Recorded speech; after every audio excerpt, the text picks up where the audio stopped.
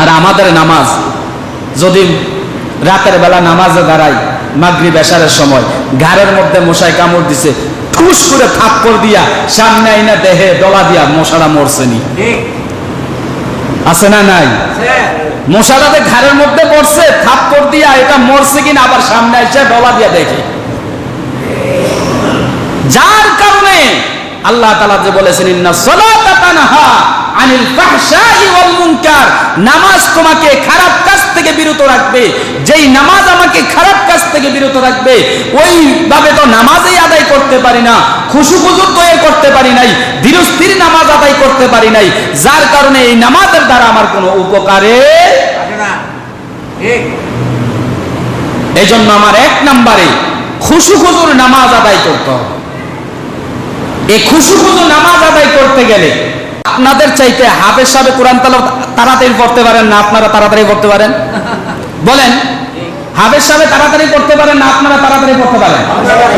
হাফেজ সাহেব। তো নামাজটা কি আগে হাফেজ সাহেব শেষ হইব না? এই খুশু খুজুর নামাজ যতক্ষণ পর্যন্ত আমার মধ্যে না আনতে পারবো, ততক্ষণ পর্যন্ত এই নামাজের দ্বারা আমি কোনো উপকৃত হতে পারবো।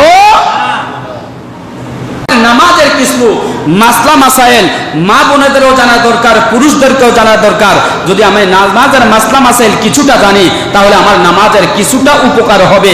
আর যখন নামাজের কিছু ভালো হবে, তখন সাহাবাই কেরামরা যেভাবে নামাজে দাঁড়াইয়া থাকতে থাকতে মজা পাইতে পাইতে নামাজ আদায় করতেন, ওই নামাজের নিয়ম কানুন যখন আপনি মানবেন, তখন নামাজে যখন দাঁড়াইবেন, নামাজে দাঁড়ানোর কারণে আল্লাহর ভয় তাকওয়া যখন অন্তরে ফায়দা হয়ে যাবে, তখন এই নামাজ হয়ে যাবে সাহাবাই কেরামের মতো নামাজ। আর এই নামাজের দ্বারা আমাদের উপকারে আসবে, এই নামাজের দ্বারা আমাদের বিপদ দূর হবে, এই নামাজের দ্বারা আমাদের গুনাহ থেকে আযাব থেকে বাঁচতে পারবো, এই নামাজের দ্বারা আমাদের সকল মুসিবত থেকে আল্লাহ হেফাজত করবেন। আমার ভাইয়েরা বলেন, কারো যদি তুমি ভালো কিছু পরীক্ষা করতে চাও, মানুষটা যে ভালো কিছু পরীক্ষা করতে চাও, তাহলে তার নামাজ ভালো কিনা দেখো। যদি তার নামাজ ভালো, তাহলে মনে করবা তার সব আখলাক ভালো। সুবহানাল্লাহ। নামাজ যদি ভালো, তার সব আখলাক কি? জোরে বলেন, সব ভালো। একজন আল্লাহর ওলি তার মেয়েকে বিবাহ দেওয়ার জন্য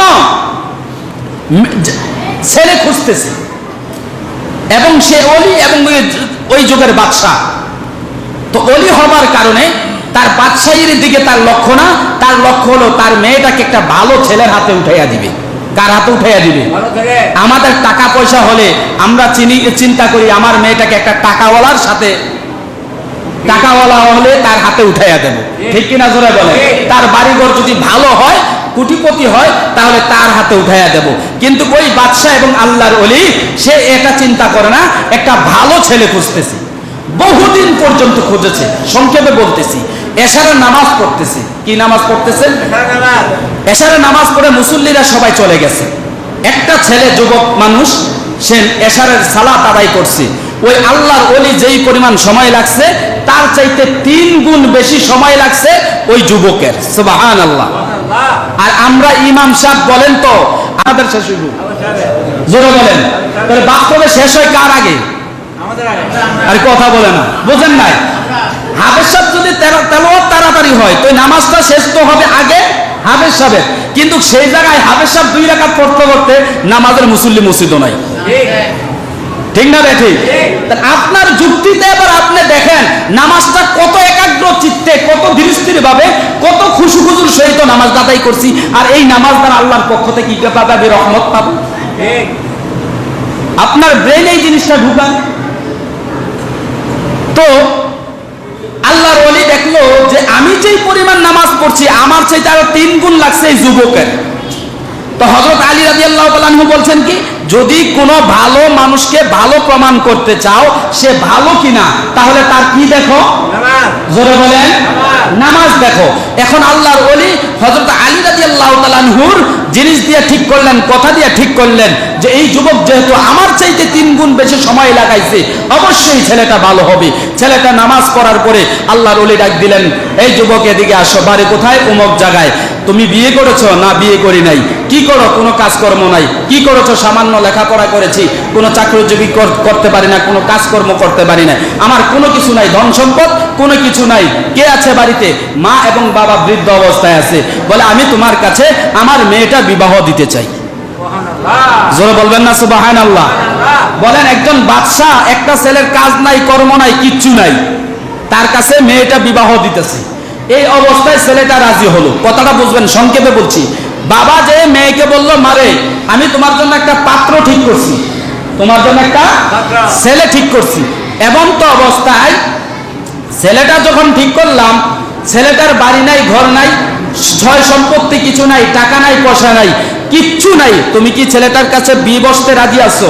মেয়ে বলল, বাবা যাকে পছন্দ করেছে তার দ্বিমত আমি নই, অর্থাৎ বাবার পছন্দই আমার পছন্দ। বিবাহ কাজ যখন সম্পূর্ণ হয়ে গেছে, বাবা এবং মেয়েটাকে জিজ্ঞেস করলো, বাবা আপনি যে ছেলেটার কি দেখে আমার জন্য যোগ্য মনে হলো? তখন বাবা বলল, ছেলেটার নামাজ থেকেই আমি মনে করলাম তোমার যোগ্য। সুবহানাল্লাহ। কি দেখে? জোরে বলেন, কি দেখে? এক পর্যায়ে মেয়েকে বাবা জিজ্ঞেস করলো, মা তাহলে তুমি বলো তো আমার কথাটার উপরে কেন তুমি রাজি হলা? তখন মেয়েটা বলল, বাবা আমি হাদিসে পড়েছি, কিতাবে পড়েছি, যেই ছেলের মধ্যে, যেই ঘরের ভিতরে নামাজ থাকবে, যেই যুবকের মধ্যে ভালো নামাজ থাকবে, তার জীবনে কোনো কিছুর অভাব থাকবে না। সুবহানাল্লাহর আওয়াজে বলেন। আল্লাহর রাসূল বলছেন, যার নামাজ ভালো, যার জীবনে 5 ওয়াক্ত নামাজ আছে, তার জীবনে কি থাকবে না? জোরে বলেন, কি থাকবে না? আরো জোরে বলেন, অভাব থাকবে না। এটা সবাই বলতে রাজি না, কারণ 5 ওয়াক্ত নামাজ পড়তে হবে তো, এই জন্য কেউ বলতে রাজি না। তো নামাজ যার মধ্যে আছে তার মধ্যে কি নাই? অভাব নাই। তখন মেয়ে বলল, বাবা যেহেতু আপনি আমার পাত্র, আমার স্বামীটাকে আপনি নামাজ থেকে পছন্দ করেছেন, আমার দৃঢ় বিশ্বাস এই নামাজের মাধ্যমে তার জীবনে কোনো অভাব আমাকে দিবে না। সুবহানাল্লাহ। এই জন্য এই নামাজ যদি আমার খুশু তৈরি করতে পারি, নামাজ যদি আমার একাগ্র চিত্তে পড়তে পারি, নামাজ যদি আমি ধীরস্থির ভাবে আদায় করতে পারি, তাহলে ইন্নাস সালাতা তানহা আনিল ফাহশাই ওয়াল মুনকার।